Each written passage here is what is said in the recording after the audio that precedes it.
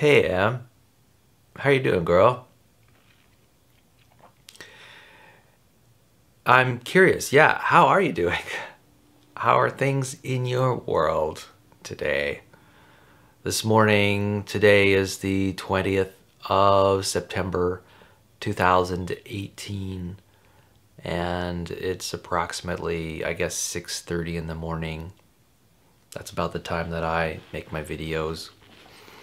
And feeling pretty relaxed. Things are going really well for me right now. I am looking forward to working out today at the gym. Gonna go do some running on the treadmill, and then I'm gonna go do some bicycling on my stationary bike, and probably gonna do some squats, machine squats, and then do some ab work at the gym. It's a good 2-hour workout. And after work today, I plan to go to my jewelry making class where I'll do some silversmithing. That's right, I produced recently a piece of jewelry. It's a ring that has an inscription on it. Empathy is the word that's inscribed on the ring. And so I just got that out of the kiln last Wednesday. And today I'm going to be cleaning that up and cutting some metal off of it and then honing it down and polishing it so that it actually looks like a ring. Right now it's got some coatings on it, like some dark black coatings on it from being in the kiln, and or actually just from some of the metal working that was done on it in the mold. And so anyway, I'll be fixing that up, getting it ready for prime time. One thing that happened yesterday is I went to an eye doctor appointment and at the eye doctor, they put drops in my eyes and they dilated my pupils. I'm not sure you know what that is. Essentially, in order to get a good look at the eyeball, or at the inside of the eyeball, they open up the iris. And to do that, they have to relax the iris muscles and dilate those muscles. And they do that by putting drops in your eye. And when that happens, you know, you have really wide black portions of your eye. Your pupils really widen. And my pupils are still wide even after it's been nearly 20 hours after the procedure. And so, and this is actually quite common. This happens to me all the time. When my pupils are dilated, they stay dilated for a long time. I think I might just be susceptible, very susceptible to the chemical that they use. Or maybe my muscles are they're really willing to relax. But I have dilated eyes, and that's right now. I don't know if you can notice, but the lights that are normally on me in my studio for video, they're not on. It's dark in this room relatively, and the reason is because my eyes can't take it, the extra bright light. I can't just stare in the light because it's painful. It hurts a little bit. And so anyway, I'm sort of taking video in the dark today. I don't think it looks too bad. I made some adjustments with exposure on the camera, and things should be looking okay. So speaking of eyes, I also left my glasses at work, my reading glasses. And so you might think, well, Miguel doesn't use glasses to work, he wears contacts, and that's true. You might think Miguel doesn't wear contacts to read. He wears glasses, or he doesn't wear, well, anyway, my reading glasses are I would normally need to use my reading glasses because my eyes are dilated, but I don't have my reading glasses today. So at first I was thinking, maybe I just won't read anything today.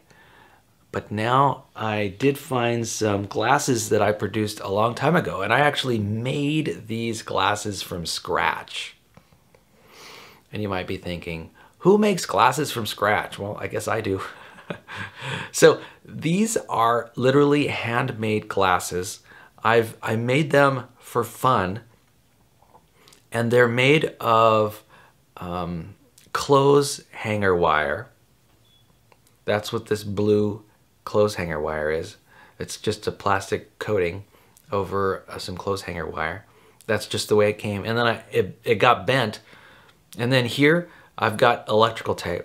This is electrical tape, and I fastened these lenses on the wire. These are loop lenses. I got these from Harbor Freight. These guys have got some magnification on them. Loop lenses are normally used by geologists or by jewelers or by people who are doing really fine work, maybe metal work or something like that, where they really need to get some detail out of what they look at. And I just fastened these loop lenses to the wire using electrical tape. And so this is how they fit. This is how they work. So I can actually read with these makeshift glasses on. And I think I'll go ahead and do that. Why? Because it's fun. So anyway, so what I'm going to do, the first thing I'm going to do is let's read Mary Mackenzie's book, Peaceful Living, and we'll get that started. So today is the 20th of September, and so let's see if this is going to work. It might not work. All right, oh, here we go, 20th of September. All right. The tragedy is not so much that what men suffer, but rather what they miss. Thomas Carlyle. Oh boy, this quote really hits home for me. I think it's really true that we miss so much in our lives. And it's not that we suffer. I mean, the tragedy, truly, we do suffer. But we also miss a whole lot. You know, society is just not set up for us to take advantage of all the opportunities that are around us. People all around us have needs and wants, and we may be able to satisfy those needs and wants jointly together as partners, but since these needs and wants are sort of hidden from view in everyone's mind, even though we might have commensurate, comparable, harmonious needs and wants that are complementary, we'll never know about them. Because, in fact, people are generally conditioned not to express their wishes, their desires, their dreams. They don't do it typically unless prompted. And so there's so much human life that goes to waste, in my opinion. So much human life that goes to waste, so much opportunity squandered, when it's entirely possible for everyone to have all of their dreams met and all their needs met. That is what is so sad. And so there is loss. It's continual, unrelenting loss every moment of the day when we're interacting with other people. At least this is my view. You know, I think it's so tragic. You know, there are ways that people could help out, but they don't, just because they don't know. And you know what? They don't offer.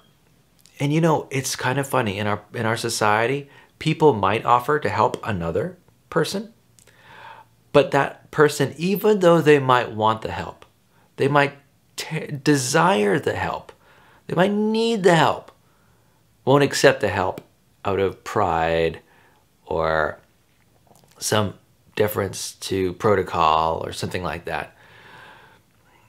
You know, how tragic is that? So even though there are people with complementary needs and desires to help, and even if the offer is made to help, sometimes there is a refusal of that offer. In fact, I would say a lot of the time, maybe even most of the time, there's a refusal of that offer, a perfectly valid offer. I can't think of anything so tragic other than that. So much potential, love and connection and enjoyment just gone. It just doesn't happen. And so, people in the world live lives that are mediocre, not as good as they could be. And, that's really the tragedy. And, it's true. There's emotional suffering. There's plenty of emotional suffering to go around.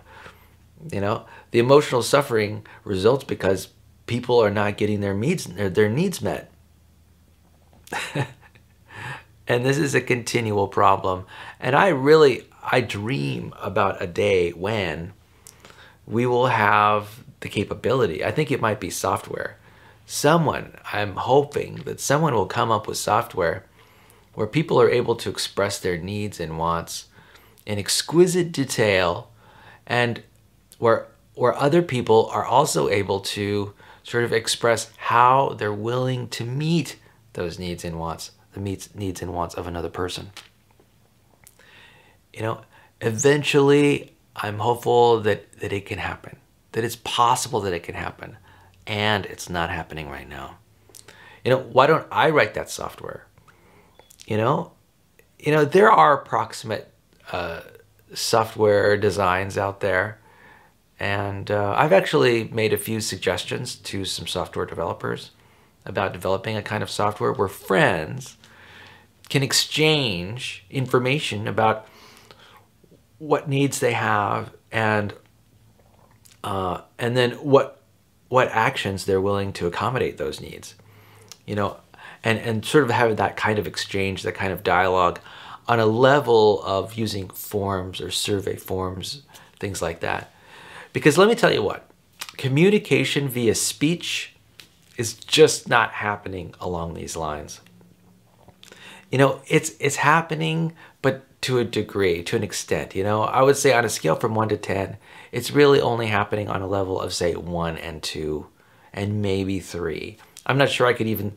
Only the most willing of people to express their needs and wants, I would say level 3. I'd give them a level 3. But honestly, I just don't see people doing it. And why? Why don't people do it? Well, because it's vulnerable. It's essentially an expression of vulnerability. It's an expression of neediness and weakness, apparently. And so that people just do not engage in vulnerable speech, because there are social rules against being vulnerable. Often the reason is shame. People are shamed. People are shamed on the internet. People are shamed all the time. People are shamed now, I don't really see that shame in regular conversations with at least the people I hang out with, but I do see the shame happening online. People being shamed for expressing themselves and letting their needs be known. And, that's really rough. There's not what I'd call an accepting cultural or social atmosphere. It's getting better and better. It certainly wasn't the case when I was growing up. But over the last, 47 years that I've been alive, I've seen some progress in terms of just the social atmosphere as it relates to shaming and vulnerability. And I'm really encouraged by that. I'm almost sad that I won't be able to see the future, say that future 100 years from now, when my guess is that there will be a much more accepting culture.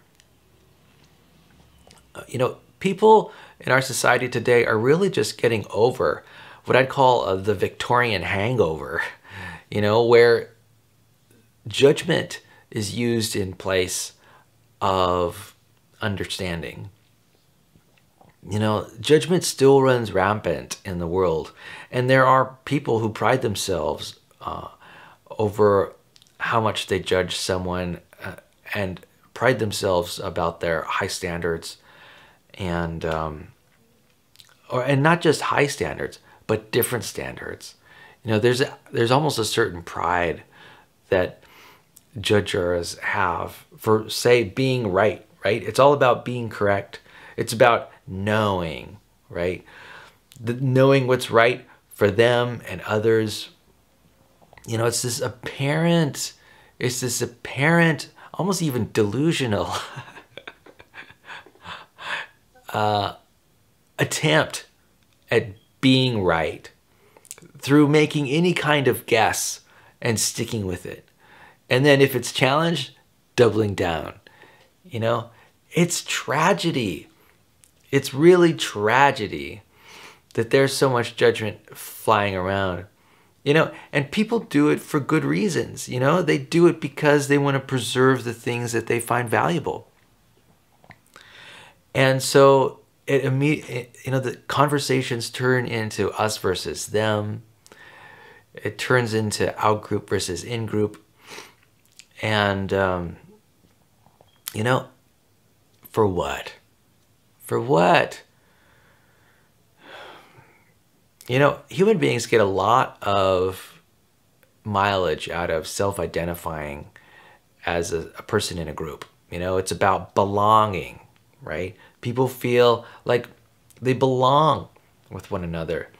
You know, and when you're in a society where connection is a problem, where there's really just no intimacy in conversations, or there's very little, or it's essentially rationed to certain partners, then there's a really strong need for belonging. And that creates a primed atmosphere for lots of judgment. Because people want to belong. You know, human beings are social creatures. We're social animals. We want to belong. We want to be part of a group.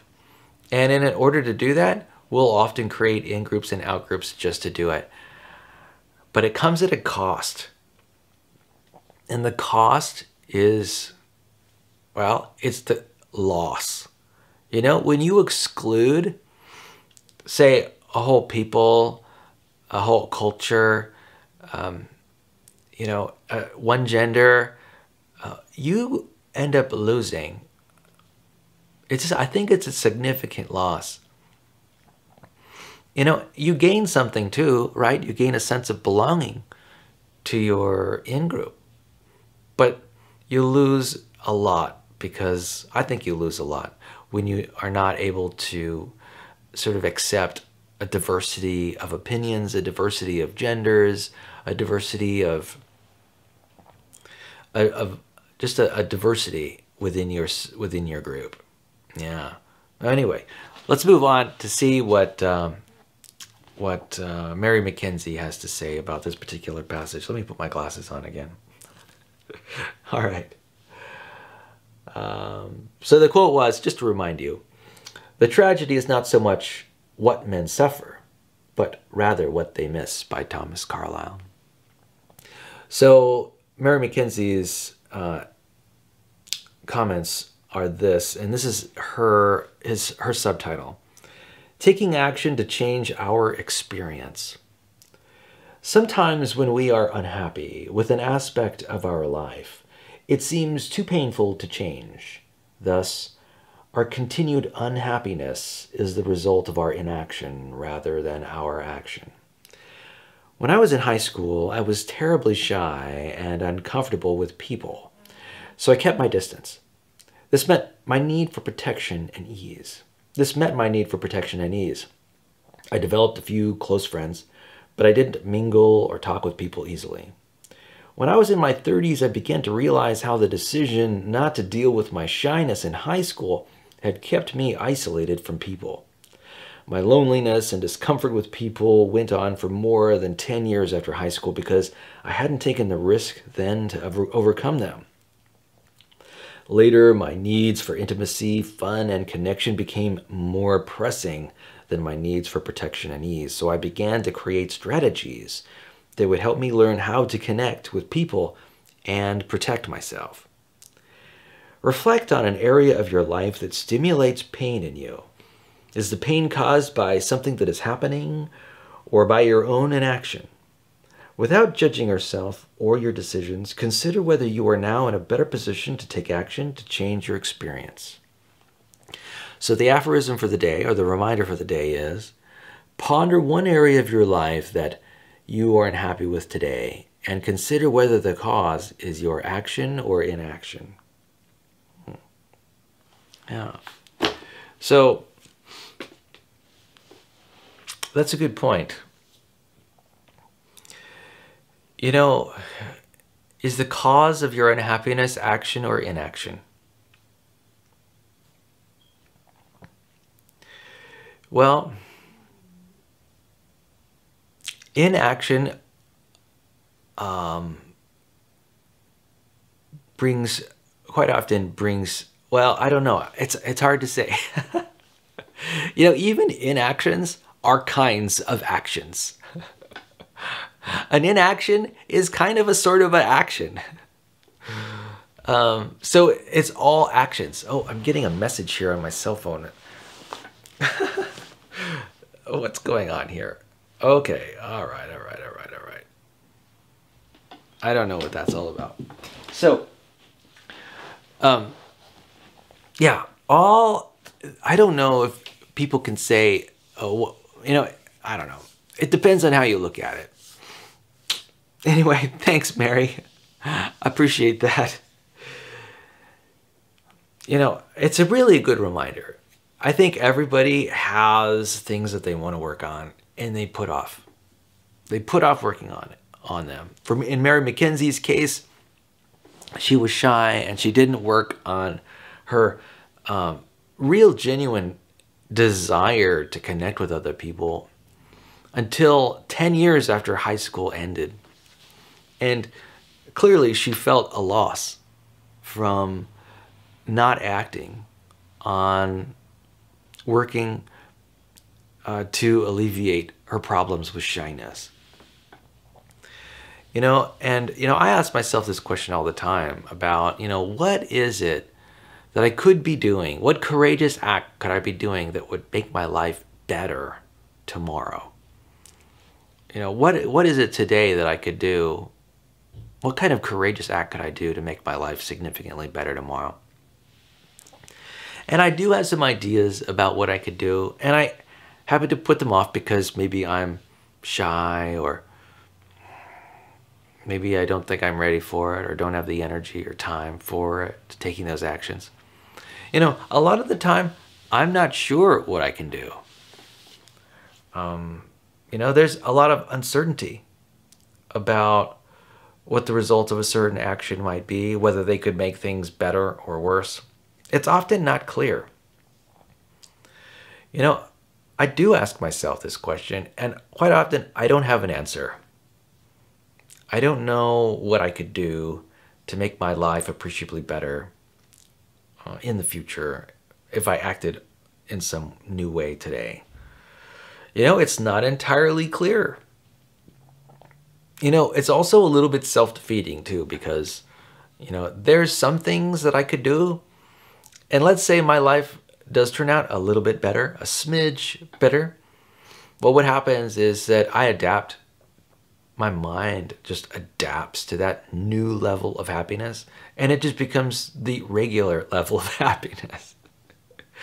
So I'm on the hedonic treadmill, right? Continually trying to make progress, achieve goals, and then becoming accustomed to what I've achieved, and then feeling like I need to meet greater goals. It's like moving the goalpost, right? Yeah.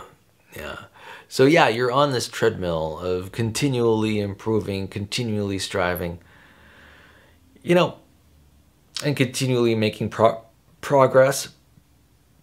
You know, it turns people into very busy. It makes people very busy.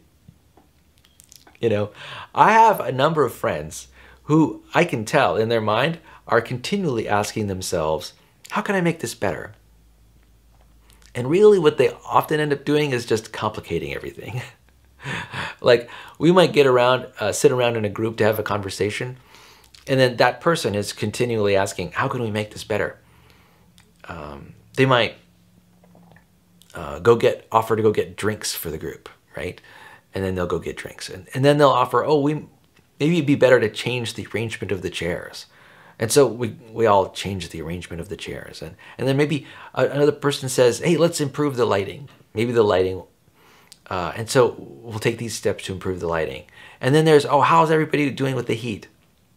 Is it too cold or too hot? Let's make an adjustment and make sure it's a little warmer or colder in here. Opening a window or closing it. And it's just continual. It just keeps going on and on and on and on.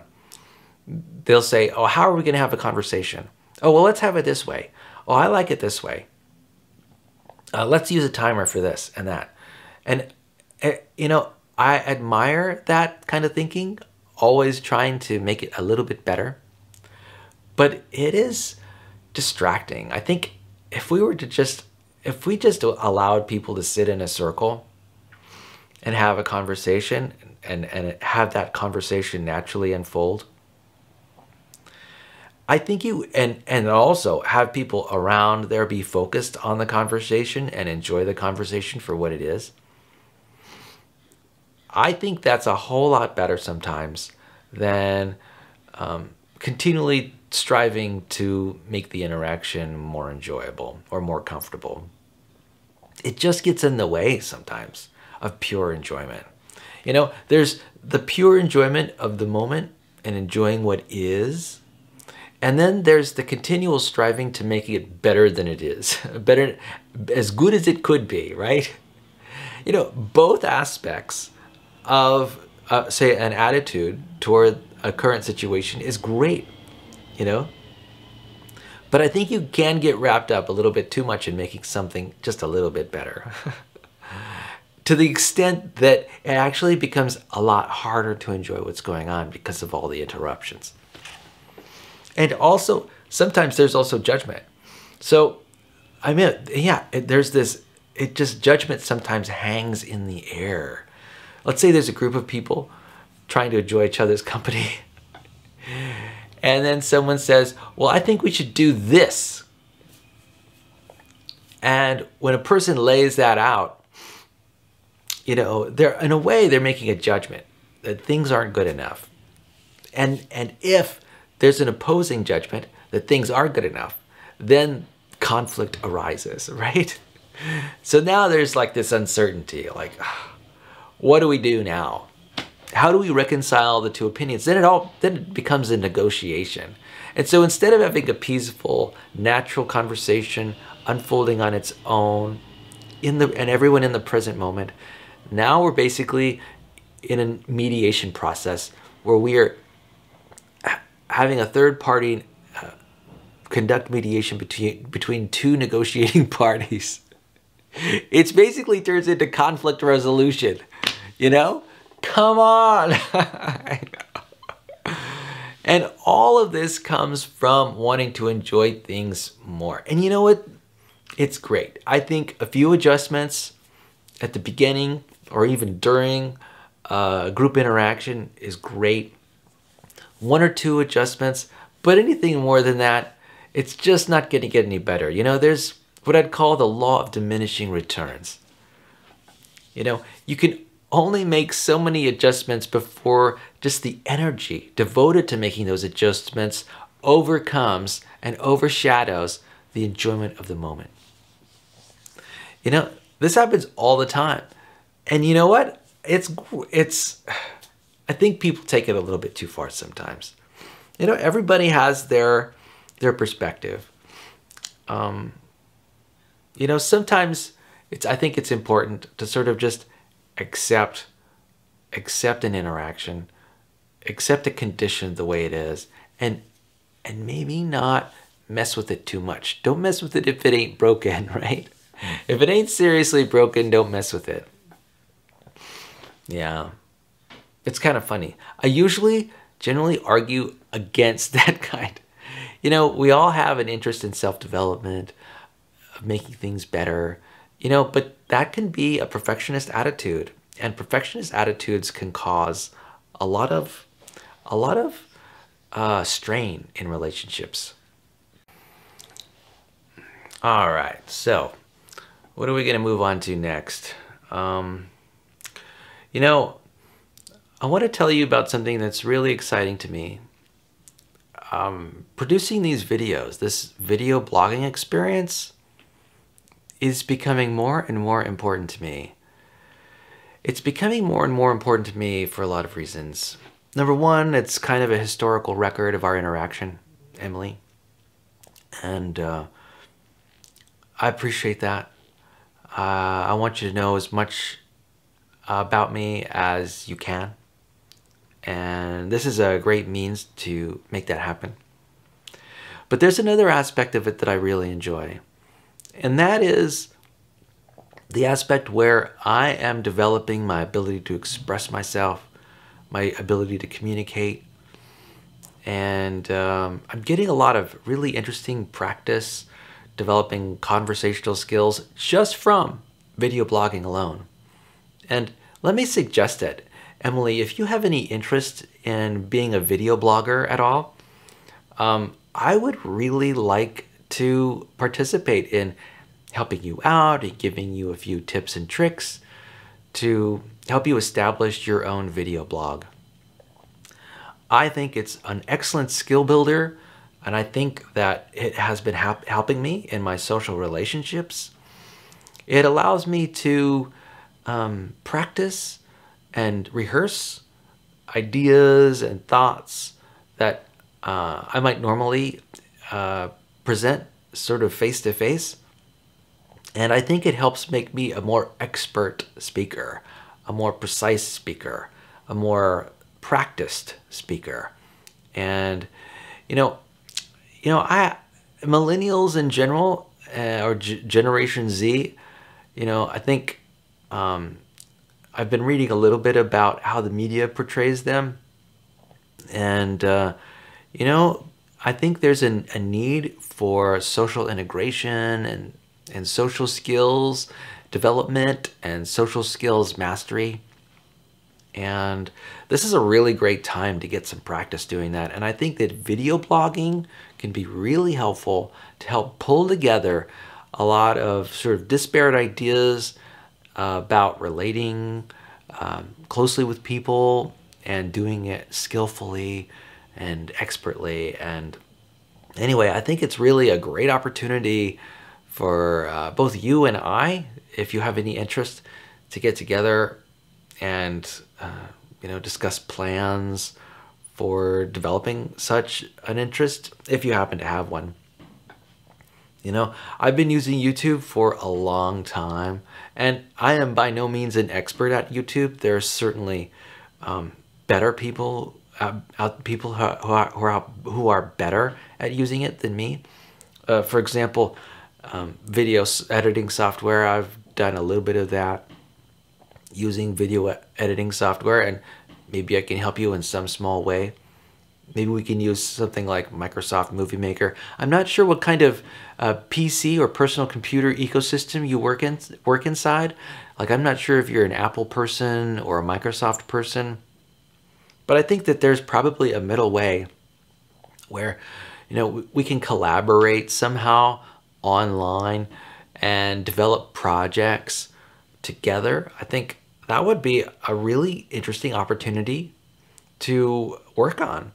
And I would be totally up for working on projects of that type. It's something that I'm interested in and excited in, and I'm willing to devote considerable energy to. I know that we've exchanged videos in the past, and you're using I think at the time you were using your iPhone and some iPhone video editing software. And the product that you created is something I really enjoyed watching.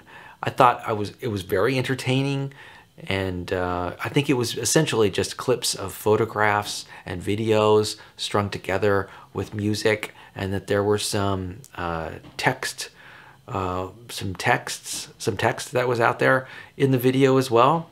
I was impressed, and I really enjoyed having that additional insight into your life. And creating videos and in any kind of media, I think can be really helpful for the future. You know, it'll be helpful for your future development. And so I could see a lot of benefits to us working together, working shoulder to shoulder, coming up with interesting and creative projects that will help you express yourself, say, in a more sort of professional and in a more professional way. I'm just super psyched by this whole video blogging idea. And anyway, I am interested in coming together with you and developing some plans for future projects. So if you're excited or energetic about this topic in any way, let me know. Send me a text, send me an email, or give me a call and we can talk about it. I'm excited about this stuff. All right.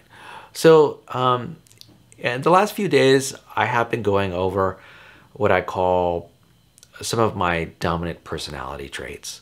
And I've already discussed a number of them, and I've got them written down over here. Encouraging is one personality trait I have. Curious, I do tend to be curious, particularly about gadgets and other subjects that I'm interested in.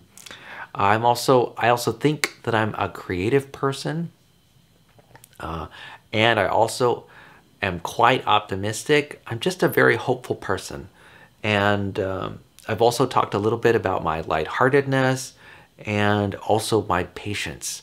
I have extreme levels of patience, and I think that relates to my ability to look at my life from different perspectives.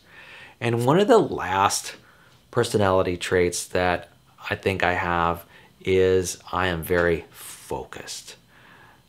So I'd like to talk a little bit about this personality trait that I have.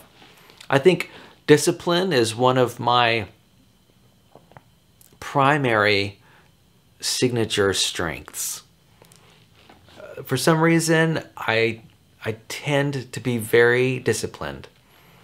I am able to work very methodically and move forward, sort of like marching to the beat of a project. And I'm very consistent. And now sometimes I drop the ball. And when I notice that I've dropped the ball, I really notice that I've dropped the ball. I think about how I've dropped the ball all the time. And so it's kind of interesting. So there's something about my personality which is quite self-disciplined. For example, I'm a note taker, and so I take a lot of notes. I've got to-do lists, and now I'm not what I'd call an excessive note taker. You know, there's a place to take notes and then a place not to take notes. And but I can put together a to-do list and take notes and throw a project together and make it all happen. And I'm proud of that trait that I have, that character trait of being consistent and disciplined and focused. You know, I seem to be pretty good at it. I seem to have an ability to just march forward in a self-disciplined way, recording records and learning from my experiences. You know, when I weightlift, I've got a notebook and I write down all the sets and reps and weights that I perform during my workout sessions. And this is just normal to me. This is just how I get along in the world. And I wonder if you have that trait too. I wonder if you think of yourself as self-disciplined. I'd be interested to hear about your own experience with how disciplined you are and how disciplined you think you are.